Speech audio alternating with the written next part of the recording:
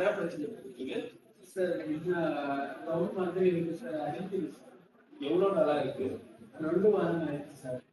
வீட்டுல யாருக்காவது இருக்கா? சார் இருக்கு.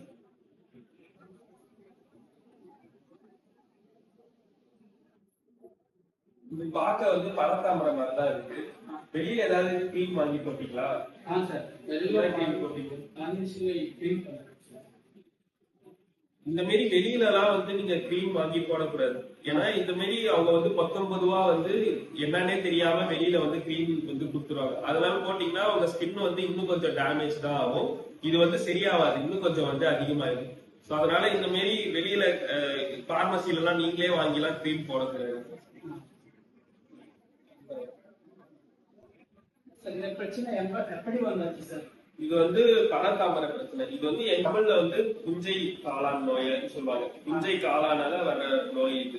இது வந்து எங்கெங்கெல்லாம் வேர்வை அதிகமா வந்து இருக்கும், அக்குல, கவுட்டியில, முதுகுல எங்கெங்க வேர்வை அதிகமா தங்குதோ அங்கங்கெல்லாம் வந்து இந்த புஞ்சை காளான் வந்து இருக்கும்.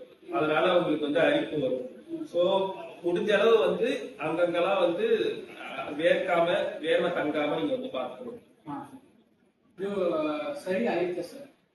இது வந்து சரி பண்ணிடலாம், ஒன்னும் பெரிய பிரச்சனை கிடையாது.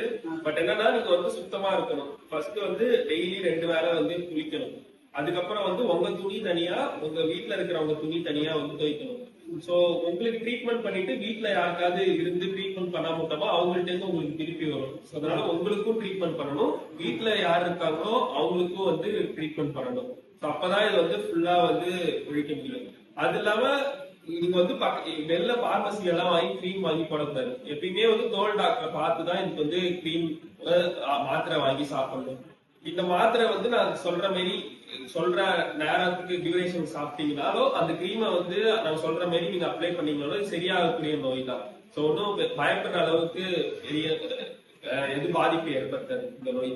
சோ இப்ப எப்பயுமே வந்து வெளியில கிரீம் வாங்கி போடாம டாக்டரை பார்த்து அவங்க சொல்ற அளவுக்கு அவங்க சொல்ற டோஸ்ல மாத்திரையும் அவங்க சொல்ற மாதிரி கிரீமும் தடவும். இல்ல இது வந்து தோல்ல வந்து புஞ்சை காளான் வளர்றதால வர்ற நோய் தான். இதுக்கும் சாப்பாடுக்கும் எந்த சம்பந்தமும் இல்லை. நீங்க எப்பயும் சாப்பிடுறது போல எல்லா சாப்பாடுமே சாப்பிடலாம். சோ அதனால இந்த நோயை இருக்கிறதுனால ஏதாவது சாப்பாடு அவாய்ட் பண்ணணுன்ற அவசியம் எதுவும்